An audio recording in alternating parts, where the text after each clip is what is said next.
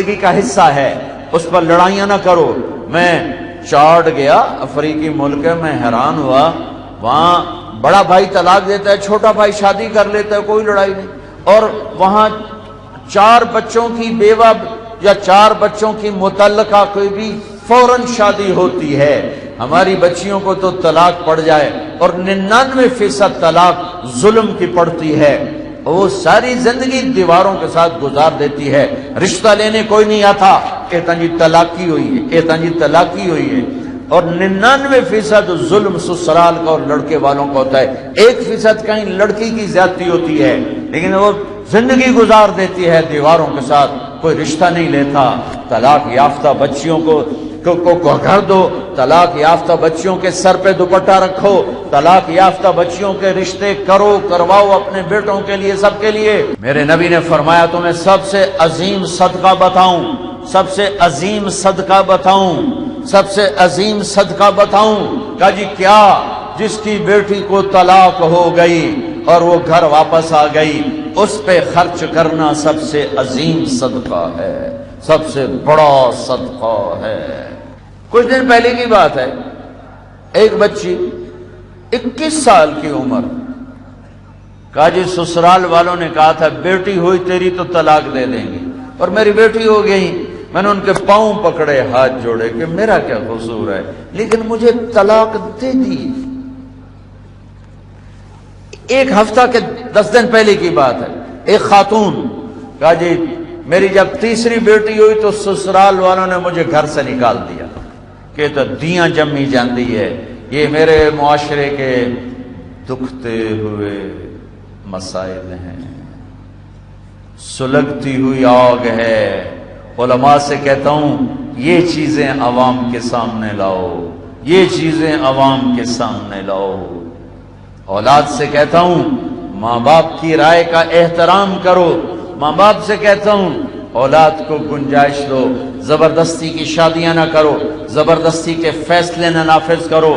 اولاد سے کہتا ہوں عدالتوں میں پہنچ کے شادیاں کرنے نہ لگ جاؤ ورنہ سارا معاشرہ تباہ و برباد ہوتا چلا جائے گا۔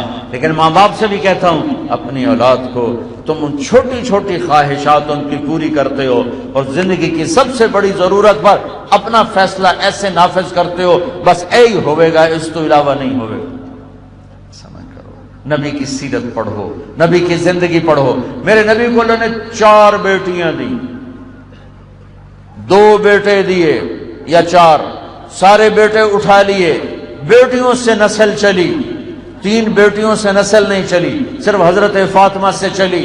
اللہ نے اپنے نبی کے گھر میں بیٹیاں رکھ کے بتایا کہ بیٹی ہونا کوئی عیب نہیں ہے، کوئی عیب نہیں ہے۔ تو میرے بھائیوں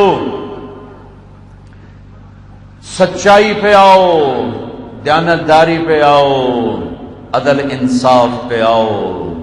ایک آدمی جرم کرتا ہے، جان بوجھ کے 10 بے گناہ لکھواتے ہیں، 10 بے گناہ لکھواتے ہیں۔ ڈرو اس دن سے جس دن اللہ فیصلہ کرے گا، اور یہ تمہاری فائل تمہارے سامنے اللہ کرے گا ان بے گناہوں کو کیوں پھنسایا تھا۔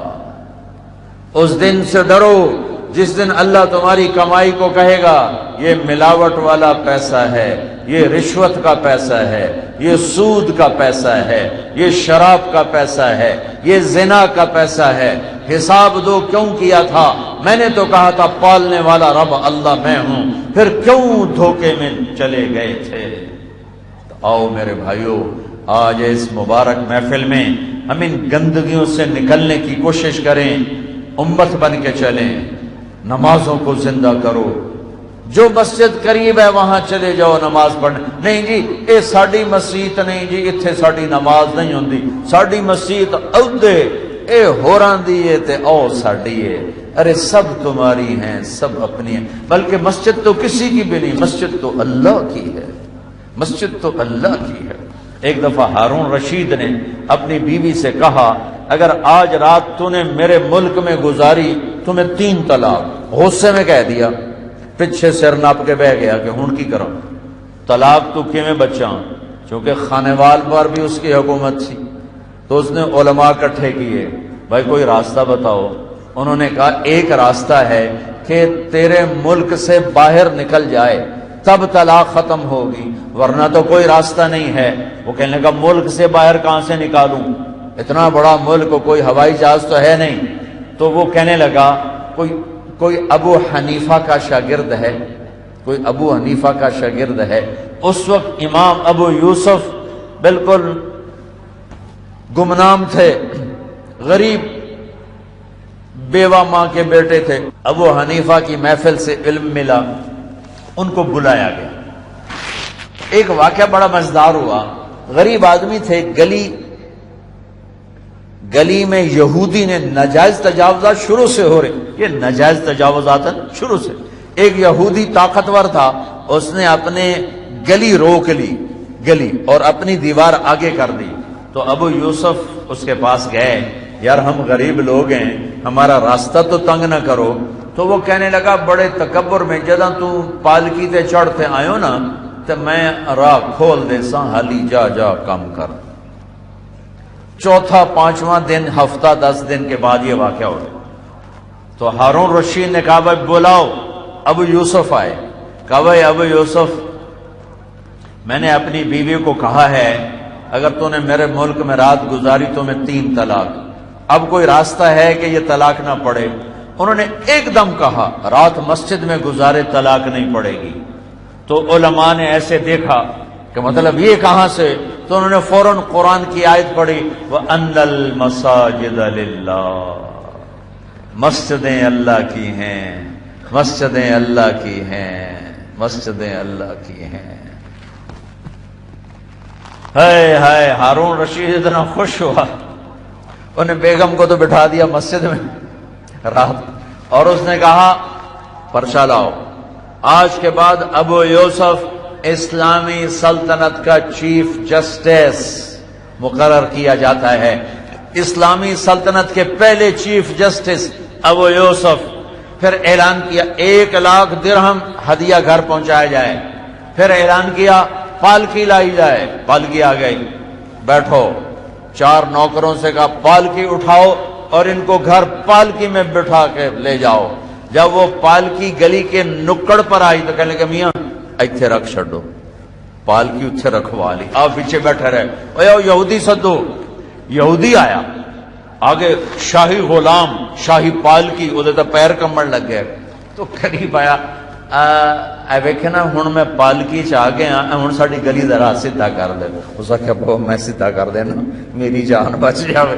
مسجدیں تو اللہ کی ہیں، تم نے اس پر بھی اجارہ داریاں قائم کر لی ہیں۔ آؤ بھائی مسجدیں اللہ کی بنائیں، ہر جگہ سجدے کرو، نمازیں پڑھو، ہر ایک کو گلے لگاؤ، پیار کرو۔ جس سے لڑے ہوئے ہو اس محفل میں اٹھنے سے پہلے معافی بھی مانگ لو، توبہ بھی کر لو۔ سچ بولنا، جھوٹ نہ بولنا، دیانت سے کام لینا، دھوکہ نہ دینا، انصاف کرنا، ظلم نہ کرنا، محبت سے رہنا، نفرت سے نہ رہنا، کسی سے لڑے ہو صلح کر لینا، کوئی گناہ ہے تو توبہ کر لو، یہاں بھی معاف، آگے بھی معاف۔ تو ایک گزارش میں سب بھائیوں سے کرتا ہوں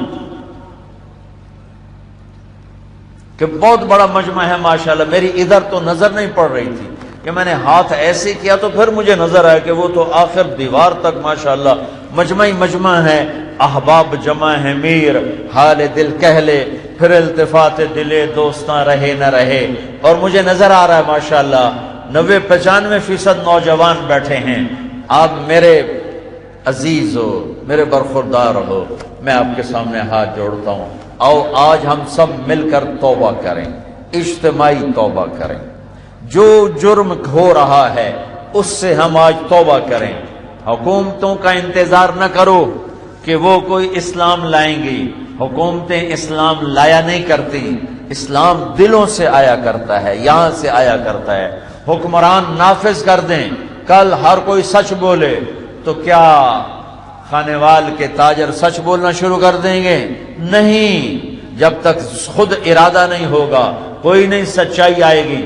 تو بھائیو آؤ آج ہم سارے مل کر توبہ کریں اور اپنے اللہ کو راضی کرنے کی نیت کریں۔ تو سارا مجمع توبہ کرتے ہو؟ توبہ کرتے ہو؟ توبہ کرتے ہو؟ میرے ساتھ کہو یا اللہ میری توبہ، تو بھائی آپ کو توبہ مبارک ہو، آپ کو توبہ مبارک ہو۔ آج کے بعد امت بن کے رہیں گے نا انشاءاللہ، ایک دوسرے سے محبت کریں گے نا، جھوٹ بھی نہیں بولنا، ظلم بھی نہیں کرنا، دھوکہ بھی نہیں دینا، اور یہ زبردستی کی شادیاں بھی نہیں کرنی، بٹے سٹے کی شادیاں بھی نہیں کرنی، سود بھی نہیں کھانا۔ جو ذاتی طور پہ سود پہ پیسے دیے ہوئے ہیں، اصل پیسے لے لو، باقی چھوڑ دو، ورنہ اللہ کی قسم نسلیں برباد ہو جائیں گی، نسلیں برباد ہو جائیں گی۔ اپنی طاقت کا غلط استعمال نہ کرو، اللہ سے ڈرو، جس دن موت آ کر مجھے اور آپ کو اور سب کو مٹی میں کر دے گی اور کیڑے کھا جائیں گے۔ تو بھائیو، میرے بھائیو، اگر یہ چند ایک کام آپ نے کر لی ہیں تو آپ کو بہت مبارک ہو، بہت مبارک ہو۔